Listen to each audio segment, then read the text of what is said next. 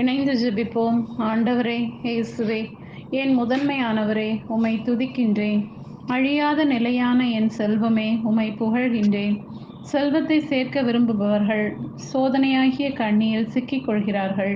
அறிவீனமான தீமை விளைவிக்கக்கூடிய பல்வேறு தீய நாட்டங்களில் வீழ்ந்து விடுகிறார்கள் என இன்றைய இறைவார்த்தையில் தரும் ஆலோசனையை என் மனதில் இருத்தி வாழவும், அழியும் மண்ணுலகில் செல்வம் சேர்க்காமல் அழியா விண்ணுலகில் செல்வம் சேர்த்திட பலம் தாரும்.